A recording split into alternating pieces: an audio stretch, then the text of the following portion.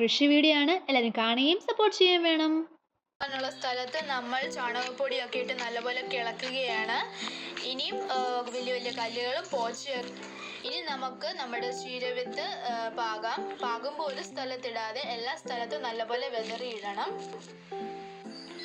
Okay friends, 2-3 ദിവസം കഴിഞ്ഞു പറിച്ചു മാറ്റി നടാം. ഓക്കെ ഫ്രണ്ട്സ്, ഒരാഴ്ച കഴിഞ്ഞു. നമുക്ക് നമ്മുടെ ചീരത്തൈ മാറ്റി നടാം. വേരൊന്നും പൊട്ടാതെ വേണം നമ്മൾ അത് എടുക്കാൻ വേണ്ടി.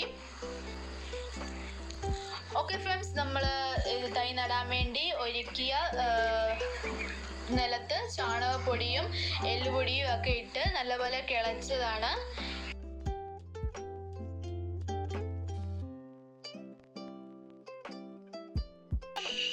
വെള്ളം ഒഴിക്കാൻ നല്ലപോലെ തളിച്ച് വേണം ഒഴിക്കാൻ, കുത്തി ഒഴിക്കാൻ പാടില്ല. കൃഷി സ്ഥലത്താണ് ഞങ്ങളിവിടെ ചീര വിൽക്കുവാണ്.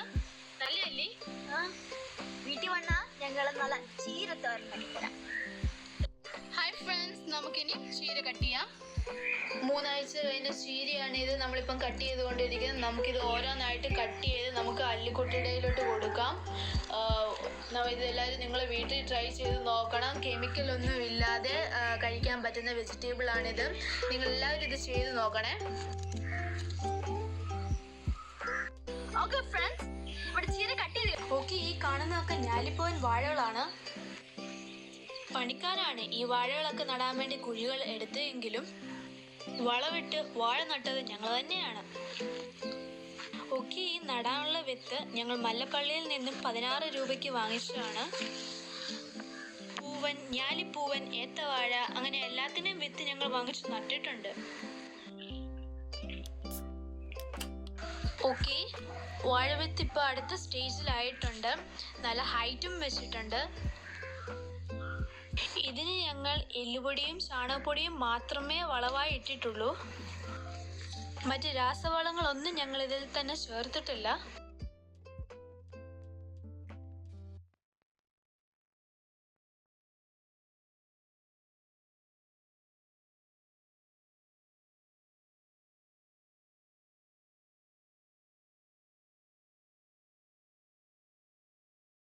രാസവളമൊന്നും ചേർക്കാത്തോണ്ടായിരിക്കും കായ്ക്ക് വലിയ പുഷ്ടിയില്ല.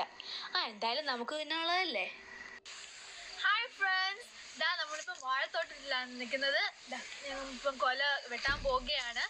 വാഴവിത്ത് നട്ട് അതിന് വളമിട്ട് വെള്ളം ഒഴിച്ച് ഇപ്പം ഇത്രയായിട്ടുണ്ട്. എല്ലാ വാഴകളും കൊലച്ച് നിൽക്കുകയാണ്. കുറേ കൊലകൾ ഞങ്ങൾ വെട്ടി. ഇനി ഇത് ഞങ്ങൾ വെട്ടാൻ പോവുകയാണ്. ഓക്കെ ഫ്രണ്ട്സ്, നമുക്ക് കൊല വെട്ടാം.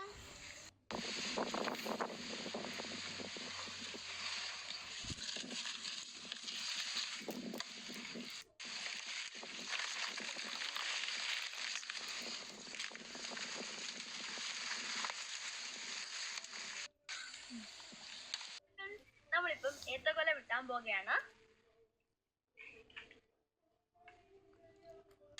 ഫ്രണ്ട്സ്, നമ്മളിവിടെ ഏത്തക്കൊല വെട്ടിയിട്ടുണ്ട്. ഇത് നമ്മൾ വിൽക്കാനല്ല, കഴിക്കാനാണ്. ഓക്കെ ഫ്രണ്ട്സ്, നമ്മുടെ ഞാലിപ്പൂവൻ ഇവിടെ പഴുത്തിട്ടുണ്ട്. ഇനി ഞങ്ങൾ തിന്നട്ടെ. നമ്മളിവിടെ നടുന്നത് മുളകിൻ്റെ തൈകളാണ്. വിപണിയിൽ നിന്ന് 1 രൂപ നിരക്കിൽ മേടിച്ച തൈയാണിത്. അല്ലിക്കുട്ടിയാണ് മുളകിൻ്റെ തൈകൾ നടുന്നത്, നമുക്ക് കാണാം. അതിൻ്റെ കൂടെ ഒരു പാക്കറ്റ് വളവും ഉണ്ടായിരുന്നു.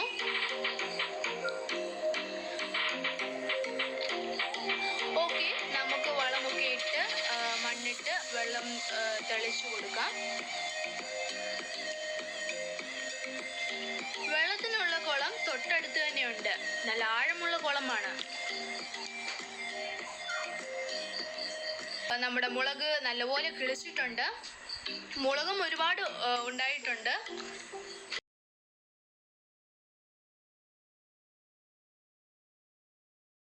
അല്ലിക്കുട്ടി മുളകൊക്കെ പറിക്കുന്നത് നമുക്ക് കാണാം.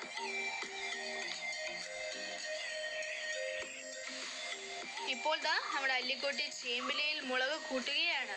ഇല്ലാത്ത പച്ചക്കറി നമ്മുടെ വീടുകളിൽ നമുക്ക് തന്നെ ഉണ്ടാക്കാം. എടുത്തിട്ടുണ്ട്.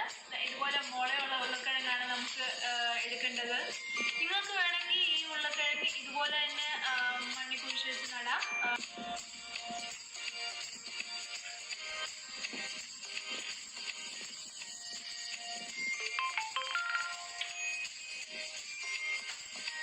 ഓക്കെ ഫ്രണ്ട്സ്,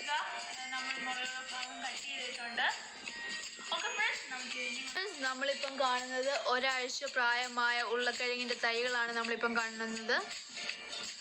ഓക്കെ ഫ്രണ്ട്സ്, ദാ നമുക്ക് കാണാം 1 മാസമായ ഉരുളക്കിഴങ്ങിന്റെ തൈകളാണ്. ഓക്കെ ഫ്രണ്ട്സ്, ഇതിന്റെ വിളവെടുപ്പ് എന്ന് പറയുമ്പോൾ 90 ദിവസം മുതൽ 120 ദിവസം വരെയാണ് ഉരുളക്കിഴങ്ങ് കുഴിച്ചെടുക്കാം. ഓക്കെ ഫ്രണ്ട്സ്, ദാ നമ്മൾ ഈ ഇരിക്കുന്ന കമ്പൊക്കെ ഒന്ന് നമുക്ക് മാറ്റിയെടുക്കാം. ഇനി നമുക്ക് നല്ല ഒന്ന് വൃത്തിയാക്കിയിട്ട് നമുക്കിതിനെ ഒന്ന് ഉരുളക്കിഴങ്ങ് നോക്കാം. നമുക്കിതൊന്ന് കുഴിച്ച് നോക്കാം. ഓക്കെ ഫ്രണ്ട്സ്, ദാ നമുക്ക് ആദ്യമേ തന്നെ ഒരു കുഞ്ഞുരുളക്കിഴങ്ങാണല്ലോ കിട്ടിയത്. ദാ നമുക്കൊരു വലിയ ഉരുളക്കിഴങ്ങ് കിട്ടിയിട്ടുണ്ട്. ഇതാ നമ്മുടെ അല്ലിക്കുട്ടി വാഴയിലേക്കകത്ത് വെക്കുകയാണ് ഉരുളക്കിഴങ്ങൊക്കെ. ഇതാ നമുക്ക് വേറൊരു ഉരുളക്കിഴങ്ങ്. ഓക്കെ ഫ്രണ്ട്സ്, ദാ നമുക്കൊരു വലിയ ഉരുളക്കിഴങ്ങും കൂടെ കിട്ടിയിട്ടുണ്ട്. ഓക്കെ ഫ്രണ്ട്സ്, ദാ നമുക്ക് കാണാം 5-6 വലിയ ഉരുളക്കിഴങ്ങൊക്കെ നമുക്ക് കിട്ടിയിട്ടുണ്ട്. ഞങ്ങൾ വിളവെടുക്കുന്ന സമയത്ത് ചെറിയ ഉരുളക്കിഴങ്ങൊക്കെ ഉണ്ടായിരുന്നു. അതിനകത്ത് ഞങ്ങൾ എടുത്തപ്പോൾ ഒരുമിച്ചിങ്ങെല്ലാം എടുത്തു.